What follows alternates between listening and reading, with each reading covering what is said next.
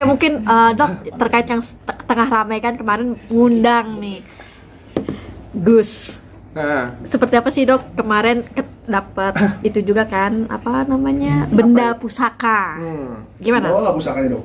enggak dibawa di klinik, soalnya kan penglaris klinik saya. Nanti kalau diambil klinik saya jadi sepi. Sebenarnya tujuannya itu kan pertama kali saya itu ngelihat pesulap merah atau Maxell, saya itu ngerasa kayak itu sebenarnya kayak gambaran diri saya banget ya. Kayak ngerasa diri saya banget, ngedukasi masyarakat segitunya, terus dilaporin, diserang, itu percis banget kayak diri saya. Jadi kayak saya tuh ngerasa kayak terpanggil. Makanya begitu ketemu dengan dia, saya ngecek dia tuh disambut dengan baik juga oleh dia. Dia juga pengen banget collab dengan saya dan kita collab pada waktu itu. Dan sejujurnya pada waktu itu langsung dikontak ke Gus Udin. Gus Udin ini mau datang ke tempat saya. Sejujurnya saya tuh nggak mau tayangin sebenarnya. Baik Gus Udin ataupun juga yang kemarin tuh Asosiasi Dukun tuh sebenarnya hampir nggak mau saya tayangin. Karena menurut saya tuh terlalu apa ya, mungkin dari awal tuh saya pengen konten saya itu benar-benar edukasi banget kayak gitu kan. Di Maxell pun yang saya bawa itu nggak perseteruannya. Saya tidak membawa perseteruan antara Gus Udin dengan Maxell, nggak ada sedikit pun. Kayak diadu kayak gitu punya apa yang dilakukan, nggak ada. Saya bahasin tentang edukasi semuanya. Tapi akhirnya saya putuskan untuk masukin Gus Udin ke dalamnya untuk pembelajaran untuk kita sama-sama. Nah, dan pada waktu itu saya sudah ambil posisi bahwa sebetulnya saya tidak percaya. Dari awal podcast pun saya sudah ngomong, dari awal saya tidak percaya. Tapi saya memberikan waktu untuk Gus Udin untuk memberikan pembuktian kesaktian dia supaya saya jadi percaya. Tapi kan ternyata sampai akhir juga beliau tidak membuktikan apapun, malah ternyata menemukan suatu benda dan juga itu pun juga terciduk juga oleh kamera. Mungkin seperti itu. Tapi sebelum podcast itu terjadi, apakah sebelumnya ada pihak Gus Udin yang masuk ke dalam dulu? Kan kalau kata publik kan netizen, oh ditaruh dulu nih segala macam. Oh, kalau itu saya nggak tahu ya, detailnya saya nggak tahu. Tapi saya sempat telepon Bang Densu juga sama. Jadi begitu dia datang, dia mau ke toilet dulu. Sama kalau itu. Jadi dia datang ke tempat saya kan gak mau suzon. Dia ke toilet dulu, terus tempat duduk di tempat ditemukan itu ada stafnya yang duduk di situ lama, dan sampai detik akhir juga stafnya kan tertangkap kamera memberikan gestur ya seperti melihat ke tempat itu. Kalau masalah siapa yang naruh nggak tahu, siapa tahu memang itu dari benda gaib dari dalam, nggak tahu juga kan. Nggak boleh suzon. Berarti dokter nggak percaya ya dok? Kalau saya nggak percaya, saya benar-benar orang modern yang nggak percaya kayak gitu-gituan. Sedikit pun saya nggak takut yang kayak gituan. Makanya begitu ketemu kan saya malah bilang kan itu penglaris di klinik saya. Nah dok, kemarin juga sempat viralnya yang dia menjelaskan ayat, akhirnya dokter Sama jadi mengundang juga salah satu ustadz ya untuk menerangkan itu. Nah itu gimana itu melihatnya dok? Nah gitu mas ya, saya bilang ya.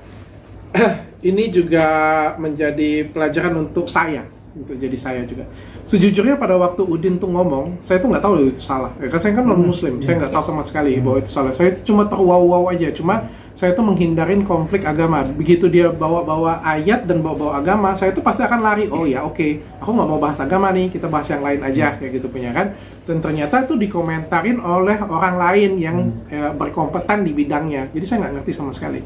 Begitupun juga dengan yang di Asosiasi Dukun kemarin kan, saya tuh begitu itu naik, sejujur-jujurnya saya itu tidak mau menaikkan konten itu karena saya merasa di konten itu tuh nggak ada faedah satupun yang bisa didapetin oleh penonton, nggak ada satupun unsur edukasi. Tapi ternyata di video itu unsur edukasinya justru paling banyak loh.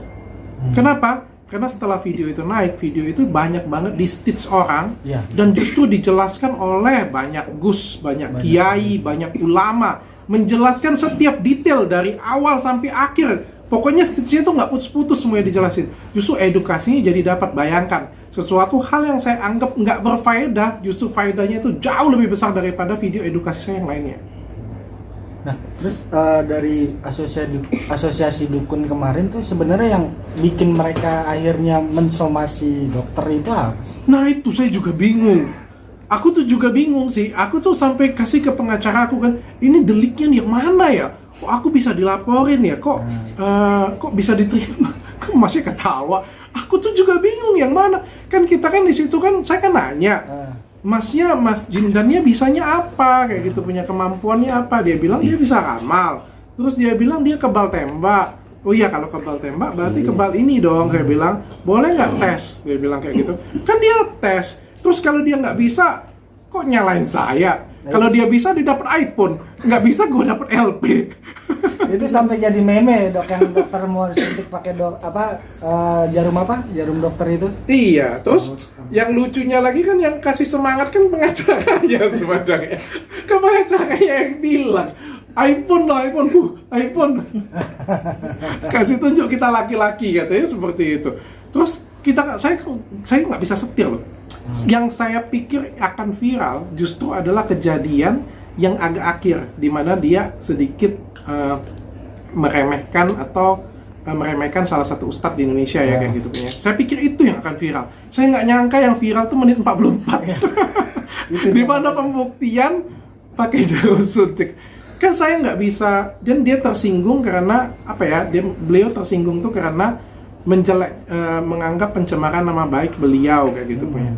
Kan saya nggak bisa apa ya? Nggak bisa prediksi yang mana yang akan viral.